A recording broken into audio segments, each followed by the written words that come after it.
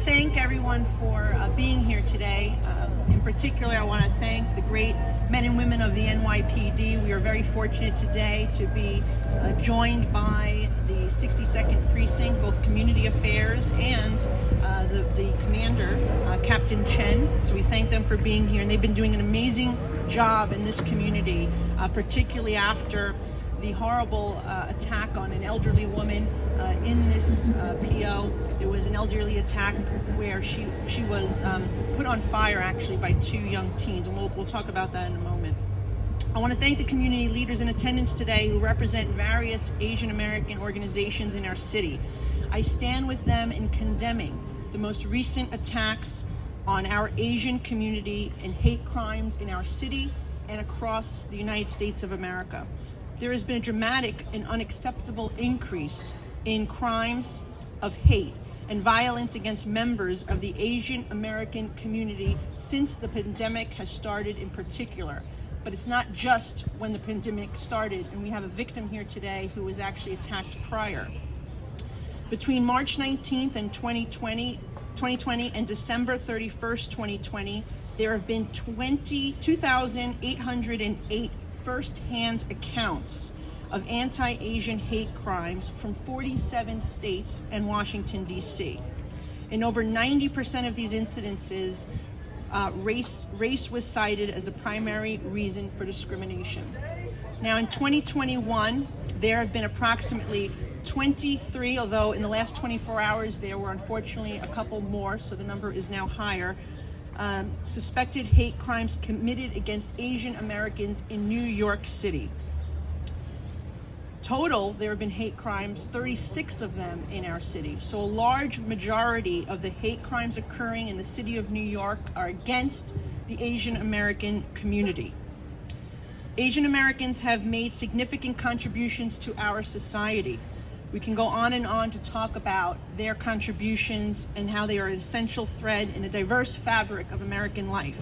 Over 2 million businesses in the United States are owned by Asian Americans. It is heartbreaking that members of our community are being attacked just because of their race. Asian American parents and business owners are fearful to go to work, to send their children to school, and to even go out in public, and this is unacceptable. Individuals who commit these heinous acts, violent acts must be held accountable for their actions. Yesterday, I had a great meeting with the senior leadership of the NYPD here in Brooklyn South. We discussed the rise in crime in general, and also, in particular, the hate crimes that are occurring in the Brooklyn South area.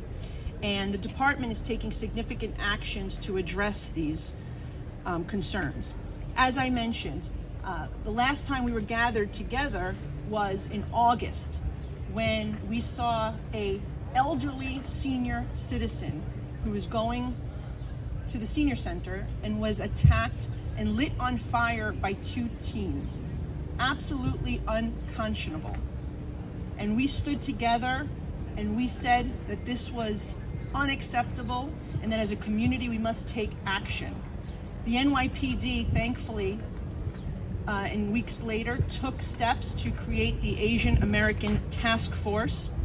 And we're seeing that, I believe, due to the work of this Asian American Task Force and the work of Captain Chen and his precinct, that the people in the 6-2 are safer today, and that there have not been any hate crimes, thankfully, since January of 2021. So we're starting off the year right in our community, but make no mistake, if we see instances of hate, regardless of who it's against, we will come together and denounce it and put pressure to ensure that the perpetrators are held accountable. The NYPD, as I said, established the Asian Hate Crime Task Force that is now staffed by 25 detectives of Asian descent who speak a combined 9 Asian languages. The task force is tasked with guiding victims through the justice system from reporting a crime all the way to prosecution. And it will remain even after the pandemic has concluded. And in addition to that, I want to be clear that I've been working with my fellow members of Congress to universally denounce this hate we're seeing against the Asian American community. We've put forward a resolution which we are pushing to get adopted, because this is something that needs to be a clear message from the halls of the Capitol of the United States to communities all across the country. But we can't just stop there with a resolution.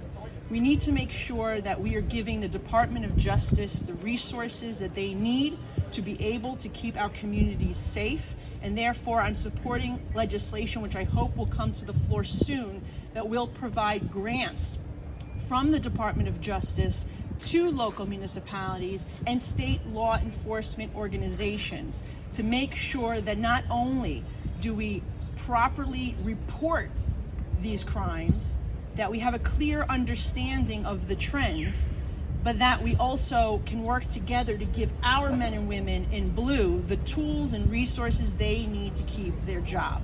Look, they were hurt by cuts in funding. Make no mistake about it. What happened at City Hall last year, cutting 1/6 of the NYPD budget, has hurt them. But still, nonetheless, they're out there each and every day doing an amazing job. And I know the people who are standing here today appreciate our law enforcement and the work that they do, and they want to see more money being sent to local law enforcement agencies so they can continue to do the great work they do. Now, the other issue becomes, once they catch somebody, we need them to be prosecuted. And this is another issue that's become a problem in the city and the state of New York. As you know, when they did the bail reform laws last year, they put hate crimes on the list in which you're automatically released. We fought very hard last year when I was a member of the state legislature to try to fix that, and we were successful in getting hate crimes along with homicide and manslaughter and felony drug charges back onto the list in which a judge can use discretion. That is a major part of getting individuals who are committing these crimes, sometimes repeatedly, one after another, as we saw, which was the impetus for changing that and fixing it, by the way, to be able to allow the judge to use discretion to hold someone. We are also finding that there are sometimes very young people who are committing these crimes. You know, the attack on the Asian woman I spoke of who was set on fire just not too far away from here, you know, those were two 13-year-olds. 13-year-olds. And we're seeing other teens commit these heinous crimes. So we need to start also with education, educating our youth and making sure they understand that this is unacceptable and they need to complete, and I would urge our mayor and our governor to look at perhaps requiring that they complete an educational requirement if they are caught committing such an offense, because it starts by educating people. Look, it is completely unacceptable. It is completely ignorant. It is just something we all must condemn, to try to associate a virus that originated in China with Chinese Americans who are living here and taking it out on them. And it's very reminiscent of what occurred to our Muslim friends after 9/11. And we could never allow this to happen to any group in our city or in our nation. And so I stand proud with the Chinese American community, as I have with the past. I look forward working with them to address this issue. And as we did in August, when we came out vociferously and we saw action taken with the creation of the Asian Hate Crimes Task Force, we will continue to come together when acts like this occur in our community to send a clear message, but to also push for additional solutions, such as educational components, such as grants to our police department and reporting requirements. And I thank you very much for joining me today. And I would like to just bring up Lisa Chen, who is the president of Health Essential Association, who joined me in organizing today. Thank you. Thank you for giving to me this opportunity. Okay. During this COVID-19 So our Chinese community feel so unsafety. So we need NYPD protect our community. We need money. We need a budget. We need funding for the NYPD so they can provide more service to our community, to all the community. We want to support NYPD, and we also want to stop hate crime for our community. Thank you, you guys, to doing your job. Thank you. Sorry. Next, I would like to invite Wei Hua-chin, who is from the Chinese American Citizens Alliance of Greater New York, and I'd also like to invite George Lee. George, please just come stand with Wei. And if you could explain your story, please. Thank you, Representative Malliotakis. You've been a staunch supporter for us in all the issues. I don't know that there's much more that I can say on top of what you've said. The things that we need are exactly what you said. We need to stop this crime. We have to stop the attacks against Asians. We have to stop the attacks actually everywhere. It's because attacks against Asians are attacks against everyone. And what the representative said here, that we need better resources. We have to make sure that our police are supported so that they can make sure that there are no such crimes that are not stopped, and then when they are stopped, that they are not just released again so that they could commit more crimes. I am horrified by the things that are happening in this city that used to be one of the safest big cities in the world. New York was for many years one of the safest big cities. And for us to degenerate into a decay that you cannot even go on the subway, go to school safely, go to work safely, go out to dinner safely. And it's not even the virus, it's not even health. The virus is crime now. And for the Asians to be attacked in these last couple of months has been awful. To know that people are, for no reason other than their race, to be attacked is horrible. And that starts very early, as you said, in education. We cannot have our children taught when they are young that you have to pit one race against another. That is wrong. We cannot pit one race against another. We cannot have kids told when they're very young that because you're a certain race, you are an oppressor. Because you're a certain race, you're a victim. You cannot be told that there are certain races, that there are too many in certain schools and they should be barred for them. No, you have to tell them early in education that you are all going to be treated as individuals and not to be discriminated against because of your race, because that breeds it so that people feel entitled and really to go and hit people also because of their race. And this is a crime that is happening to many people. I'm going to just say that George here was also attacked on the subway, and there are many people here. I have said before that for all the Asian Chinese, I do not know a single Chinese in this city who has not, if not personally been attacked, they know somebody directly who has been. And that should not be the case. So thank you.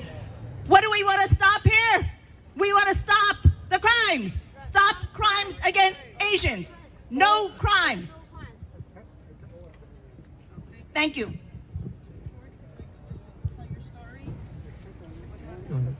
Thank you, Nicole, for holding this event.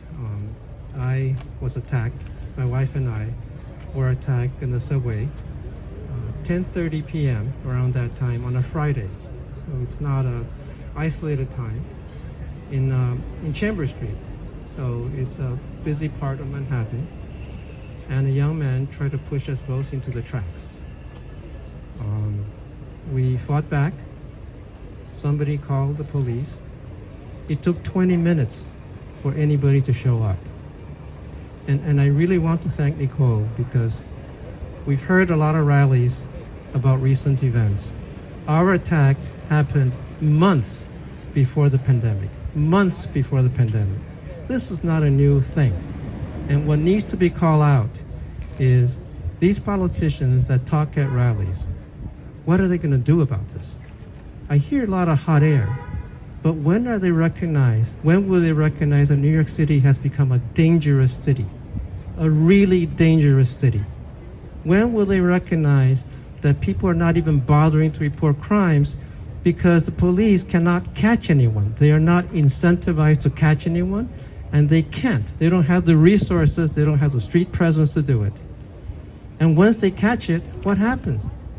The perps are back on the street again to ravage the same communities they've done before. The prosecutors won't do anything. This is the long-standing problem.